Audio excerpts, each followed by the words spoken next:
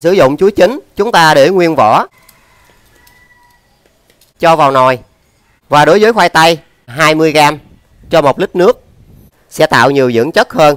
Tưới đều lên toàn cây lan, từ thân, lá, rễ. Cái phần thân của cây lan sẽ rất là mập mạp, chiếc lá non to, khỏe mạnh hơn. Và đây là một trong những cách rất là tuyệt vời để các bạn phục hồi những cây lan bị yếu, chậm phát triển, trở nên xanh tươi tốt hơn rất là nhiều. Xin chào các bạn, rất vui được gặp lại trên kênh Mẹo Vặt Cuộc Sống của mình. Hôm nay mình chia sẻ một cách chăm sóc lan bằng một loại phân bón hữu cơ mới, sẽ giúp cho những cây lan của chúng ta có được những chiếc lá to, khỏe. Và đặc biệt, hạn chế được những nấm bệnh và côn trùng gây hại trên lá lan. Và góp phần giúp cho những chiếc lá non mới ra rất là xanh tươi tốt, rất là to bóng. Và điều đó cũng sẽ góp phần thúc đẩy cho chúng ta có được những bông hoa tươi đẹp và rực rỡ nhất. Và đặc biệt là sự phát triển rất là mạnh ở bộ rễ, sẽ làm cho những cây lan hồ điệp của chúng ta sẽ có được bộ rễ phát triển rất là mạnh mẽ và dồi dào. Và nó sẽ thúc đẩy cho những cây lan sinh trưởng và phát triển rất là mạnh.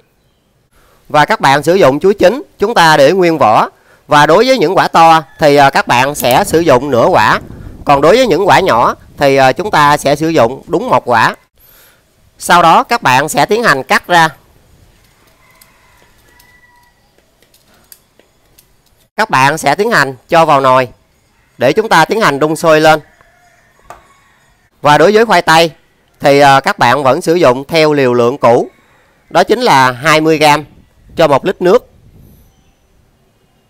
Và các bạn sẽ cho vào nồi.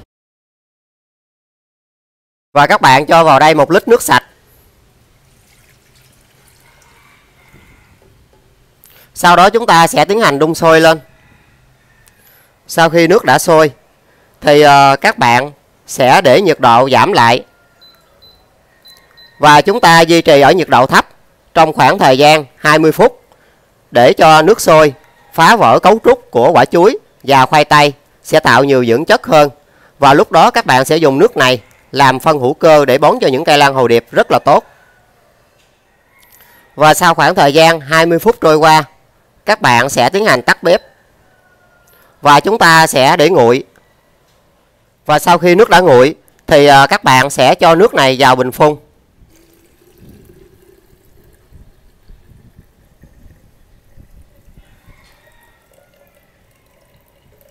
Sau khi chúng ta đun sôi thì nước sẽ bị bốc hơi đi. Và các bạn cũng có thể dùng nước sạch để chúng ta cho vào đây cho đủ 1 lít nước.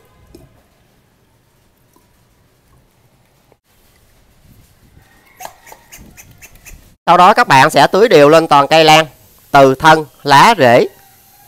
Và những khoáng chất có trong khoai tây và chuối, nhất là vitamin B6, sẽ giúp cho những chồi non này phát triển một cách rất là mạnh mẽ. Và trong đó có chứa kali.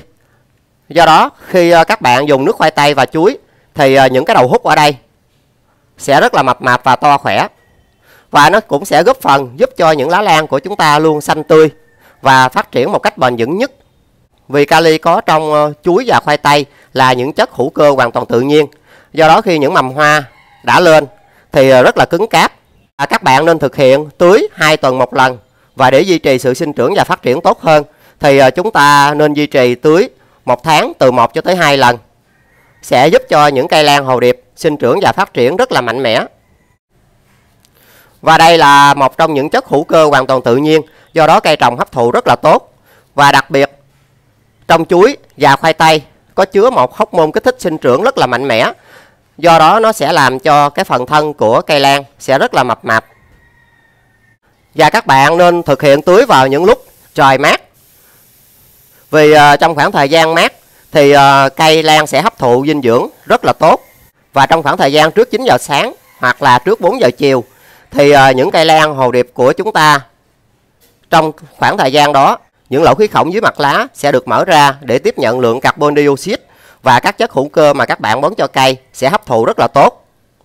Và các khoáng chất có trong chuối và khoai tây cũng sẽ góp phần cho những chiếc lá non to, khỏe mạnh hơn, bóng hơn, và làm cho những lá lan của chúng ta luôn xanh tươi tốt. Nó hoàn toàn phù hợp trong việc các bạn bón phân cho cây vào những thời tiết chuyển sang lạnh hoặc là những lúc thời tiết thay đổi đột ngột. thì sẽ giúp cho cây của chúng ta điều hòa sinh trưởng tốt hơn. Và trong những lúc thời tiết chuyển sang lạnh thì cây sẽ đòi hỏi một cái dưỡng chất về kali rất là lớn. Và khi các bạn dùng lượng kali tự nhiên có trong chuối và khoai tây thì nó sẽ giúp cho điều hòa sinh trưởng và nó sẽ làm cân bằng rất là tốt ở những cây lan. Và điều đó nó sẽ góp phần giúp cho những chất tồn dư trong lá từ những loại phân bón lá hoặc là những thuốc bảo vệ thực vật sẽ giảm đi rất là nhiều. Và cây sẽ rất là thích nghi với điều kiện môi trường ở bên ngoài. Và khi cây đã tăng đề kháng thì các bạn sẽ cảm nhận được sự phát triển và bền vững rất là rõ rệt ở những cây lan khi chúng ta chăm sóc theo cách này. Và đối với những bông hoa đang nở thì các bạn không nên tưới vào cánh hoa, vì cánh hoa lan hồ điệp rất mỏng, nếu chúng ta tưới sẽ làm hư bông hoa. Và đối với những bạn ở những nơi thời tiết lạnh và chúng ta không trồng bằng những loại chậu này mà các bạn trồng bằng những loại chậu nhựa giống như những loại cây lan mà các bạn mua ở những cửa hàng, thì những cây lan đó là những cây lan công nghiệp. Nếu các bạn không tưới vào lá thì chúng ta cũng có thể tận dụng chất hữu cơ này để các bạn tưới vào mặt chậu. Và điều đó cũng sẽ góp phần giúp cho những chiếc rễ non ở đây mới ra phát triển rất là tươi tốt. Sử dụng loại phân hữu cơ này cho tất cả những loại lan khác đều rất là tốt. Và đây là một cách bón phân lý tưởng nhất để giúp cho những cây lan mà các bạn sang chậu mới sẽ phát triển tốt hơn và sẽ giúp cho những chiếc lá non này phát triển mạnh mẽ. Và điều đó cũng sẽ góp phần cho những cây lan vừa sang chậu sẽ có được những chiếc rễ mới ra phát triển rất là mạnh. Và khi chúng ta tiến hành tưới thì các bạn lưu ý một điều là phải giữ ẩm phần chất trồng trong chậu. Vì khi bón phân hữu cơ thì độ ẩm trong chậu rất là quan trọng. Nếu mà trong chất trồng trong đây mà khô quá thì các bạn dùng phân hữu cơ để bón cho cây thì cây rất là khó hấp thụ. Do đó để duy trì sự hấp thụ và phát triển tốt hơn thì các bạn nên duy trì độ ẩm trong chậu lan hồ điệp từ 50 cho đến 80% độ ẩm sẽ góp phần thúc đẩy cho những rễ lan sinh trưởng và phát triển rất là mạnh mẽ.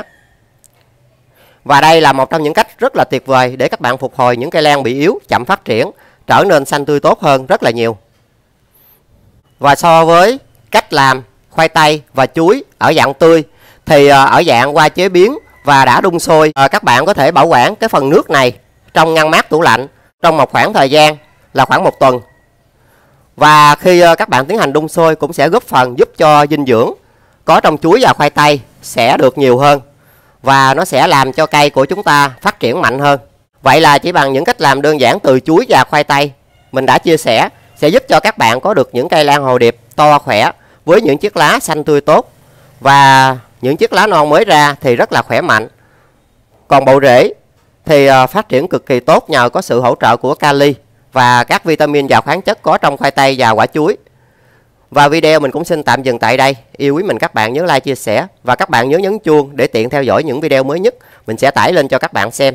Còn bây giờ thì xin chào và hẹn gặp lại các bạn ở những video tiếp theo. Chúc các bạn luôn thành công trong việc trồng những cây lan hồ điệp tại nhà.